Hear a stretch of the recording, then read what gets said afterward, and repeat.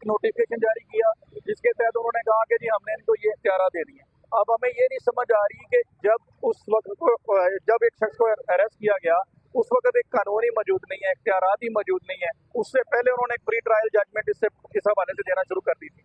बहरहाल अभी उन्होंने, आपकी बात दुरुस्त है, इस हवाले से फर्दर उसको लिंगर ऑन करने के लिए एक लेम एक्सक्यूज है और कोई रीजन नहीं थी। उन्होंने मनी लॉन्ड्रिंग के हवाले से बात करके। अच्छा ये बताइएगा, हमने अक्सर देखा है पाकिस्तान में लॉज तब बनते हैं जब स्पेशल लोगों के लिए स्पेशल ट्रीटमेंट किया जाता है। नकीब भाई क्या इतने स्पेशल हो गया कि उनके लिए एक नोटिफिकेशन कर दिया गया है एनसीसीआई को, जो नोटिफाई कर दिया गया है कि वो एंटी मनी लॉन्ड्रिंग का काम करें, जबकि एफआईए के अंदर एक बाकायदा तौर पर सर्कल मौजूद है एंटी मनी लॉन्ड्रिंग। ये नहीं हो सकता था कि इनको उनके पास रेफर कर देते और वो कानून के मुताबिक करते। इन्हीं को क्यों जो है इस एक्ट में या इनको तरमीम करते हुए जो है वो इख्तियार दिए गए? अब ये तो हमें समझ नहीं आ रही। हमने तो पहले दिन से ये बात की कि इसको बहुत ज्यादा पर्सनल लिया जा रहा है और पर्सनल बुनियादों पे जाकर जिस तरह से कंटिन्यूसली इंटरव्यू दिए जा रहे हैं और जिस तरह आज भी मकसद इसमें यह है कि आज 2 दिन का फर्दर रिमांड उन्होंने ग्रांट किया है, जिसपे ये लग रहा है लास्ट डेट पे रिमांड चैलेंज भी किया था, जिसपे ये लग रहा है कि फर्दर अब इनको रिमांड इसमें नहीं मिलेगा। ये बताइएगा जो लास्ट टाइम जो 5-4 उन्होंने रिमांड चैलेंज किया है, हमने ये भी देखा है कि इस सूरत हाल में एडिशनल सेशन जजेस के पास इस तरह की पावर होती है कि वो जो है वो उसको कलअदम भी करार दे सकते हैं। उसकी सूरत हाल क्या है? अभी उसमें थोड़ी देर में वो वहाँ पे भी अपना मौका जो है वो एफआईए की लीगल टीम पेश करेगी। आज जहाँ पे भी अदालत में आपने देखा कि उनकी लीगल टीम पेश हुई थी, उसका मकसद ये है कि अदालत ने last time district and session court ने जुडिशियल मजिस्ट्रेट से और एनसीसीए से रिटर्न रिप्लाई जो है इस हवाले से मांगा था कि ये जो इलीगल रिमांड लिया गया काउंसिल की गैर मौजूदगी में, ये देखिए high court rules and regulation की सीधी सीधी वायलेशन है। और ये जज साहब के ऊपर भी एक ड्यूटी इम्पोज होती थी कि जब किसी मुद्दम का रिमांड देना होता है तो उनके काउंसिल का वहाँ पे होना जरूरी है। इन सारी चीज़ों को बाईपास किया गया, सारे प्रोसीजर को बाईपास किया गया और रिमांड दिया गया। उस हवाले से भी उन्होंने डिस्ट्रिक्ट कोर्ट में पेश होना है। तो ये बात आपकी दुरुस्त है, डिस्ट्रिक्ट कोर्ट चाहे तो इसको कलअदम भी करार दे। अच्छा ये बताइए मुझे कि 4 रोज़ा रिमांड तो हमने चैलेंज कर दिया, मजीद 2 रोज़ा रिमांड मिल गया, तो आपको लगता है कि वो 4 रोज़ा रिमांड जो है वो कलअदम करार दिया जा सकता है? ये लॉ बता दें कि जब नया रिमांड मिल जाता है तो पुराने को कैसे कलअदम किया जा सकता है? देखें जब ये अगर होगा तो ये दोनों रिमांड सेट असाइड होंगे। ठीक है, ये बताएं कि आपकी नजर में डक्की भाई का असल केस है क्या? देखिए मेरी नज़र में तो ये केस बनता ही नहीं है। देखिए ये केस आप कह रहे हैं प्रमोशन के हवाले से, गैम्बलिंग की प्रमोशन के हवाले से पाकिस्तान में कोई लॉ ही नहीं है, कोई जुए के हवाले से है। और उन्होंने सेक्शन जो ऐड किए हैं वो किए हैं फ्रॉड के हवाले से। एलिगेशन प्रमोशन का है, सेक्शन जो पीका के लगे हुए हैं वो सारे के सारे फ्रॉड के हैं, 420 के हैं। उस हवाले से उनके पास कोई प्राइवेट कंप्लेनेंट नहीं है, कोई विक्टिम नहीं है। तो ये केस उनका हवा में लटक रहा है और फर्दर वो बात करते हैं मनी लॉन्ड्रिंग। अब उनका 3 चीजों के इर्द गिर्द वो एक बेसलेस फाउंडेशन बनाने की कोशिश कर रहे हैं जो कि वो नहीं बन रही। अभी तक ये सारे के सारे एलिगेशन है during the course of trial, ये सारी चीजें मेरी ऑब्जर्वेशन के मुताबिक उड़ जाएंगी। आप मुझे ये बताएं कि आप नोटिफिकेशन चैलेंज करेंगे जो इख्तियारात दे रही है एंटी मनी लॉन्ड्रिंग के national cyber crime investigation agency को, जबकि आपके पास एफआईए में एक इदारा है, एक जो है वो बाकायदा तौर पर सर्कल बनाया गया एंटी मनी लॉन्ड्रिंग का, उसके बावजूद इसकी जरूरत है नहीं।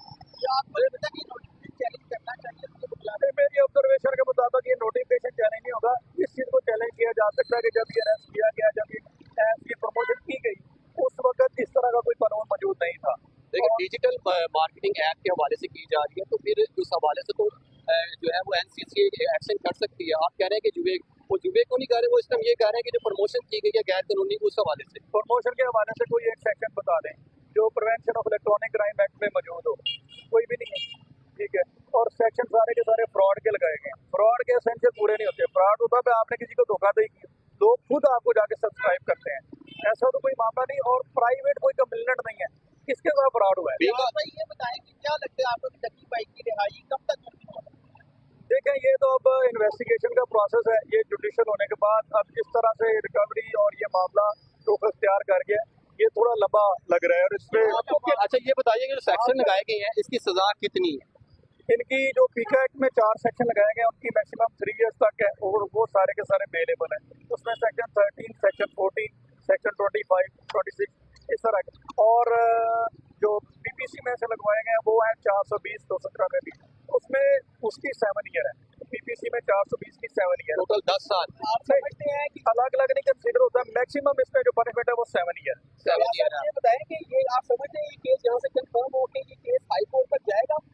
डेफिनेटली बेसिकली ये जो जिस तरह से ये मामला नजर आ रहा है, देखें एजेंसी ने जिस तरह से इसको पर्सन लिया हुआ है और जिस तरह से इन चीजों को केस को एक वो बेसलेस फाउंडेशन बनाने की कोशिश कर रहे हैं। देखें जब कोई FIR कट जाती है, चाहे वो सही हो चाहे वो गलत हो, आपको उसको जो है वो सेट असाइड करवाने के लिए ड्यू प्रोसेस ऑफ लॉ जो है वो फॉलो करना है। लॉयर उसके लिए हमें ये लग रहा है कि ये बेटर लॉयर ये मुझे बताइएगा कि इस तरह की यूट्यूबर जो हमारा माशरा है पाकिस्तान का, हर दूसरा बंदा इन लोगों को रोल मॉडल बनाते हुए जो है वो यूट्यूब और फैमिली व्लॉग्स कर रहा है।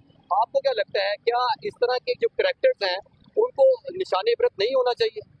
देखें यार, पाकिस्तान के कानून में कोई फैमिली ब्लॉगिंग बैन तो नहीं है। अगर आपने न करना है ये तो देखिए सारी बातें वो है। अब आपने खुद कोई काम किया नहीं है ना, आपने ये जो एप्लीकेशन है इनको बैन करवाया। आप भी बच्चे जाते हैं प्ले स्टोर से एप्लीकेशन डाउनलोड करते हैं, गैमलिंग आप कर रहे हैं, इसको पकड़ने से क्या होगा? आप पहले लॉ मेकिंग करें, लोगों को अवेयरनेस दें, उसके बाद उनको बुलाएं, उसके बाद आप जो है इंक्वायरी कंडक्ट करें। अब आपने 10 साल से किसी बच्चे को रोका नहीं, एकदम से आपने डंडा पकड़ लिया कि नमाज पढ़ना शुरू कर दें, हम इसको 5 बजे, ऐसे थोड़ी होता है। उसके लिए आपको लॉ मेकिंग करनी पड़ती है, लोगों को एजुकेट किया जाता है। अभी तक पाकिस्तान के कानून में फैमिली ब्लॉगिंग जो है वो मना नहीं है।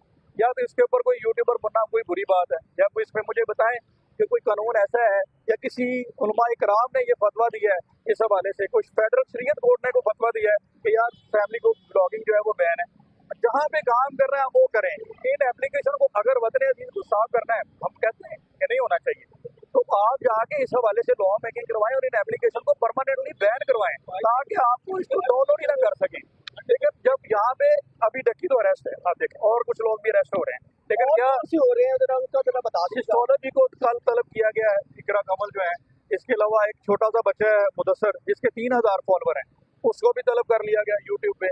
इसके अलावा एक मोटिवेशनल स्पीकर है हसनैन, वो इंग्लिश में व्लॉग वगैरह करता है, एजुकेशनल व्लॉग करता है, उसको तलब कर लिया गया है। तो बात करने का मकसद ये है कि FIA के 46 यूट्यूबर्स की लिस्ट तैयार है, इंक्वायरी मुकम्मल है, 1 बाय 1 सालों की बारी आए। बिल्कुल, लेकिन उससे बात यह है कि क्या, मेरा सवाल आप सब लोगों से ये है, क्या इससे गैमलिंग रुक जाएगी? एप्लीकेशन तो अभी भी चल रही हैं, अभी भी आप प्ले स्टोर पे जाएं, लोग डर के, जो नई जनरेशन है वो तो बाहर आ जाएगी। हाँ उस हद तक है, लेकिन देखो बात आने की बात नहीं है। कानून का मामला होता है कि उन चीजों के ऊपर रिस्ट्रिक्शन इम्पोज करना। तो लोग डर के क्या करेंगे, असम्पशन पे ये मामला नहीं चलता। बात यह है कि आपने कानून बनाना है, कानून इस हवाले से कोई है नहीं। और अगर आपने अरेस्ट करना है, डायरेक्टर साहब बहुत अच्छा काम कर रहे हैं,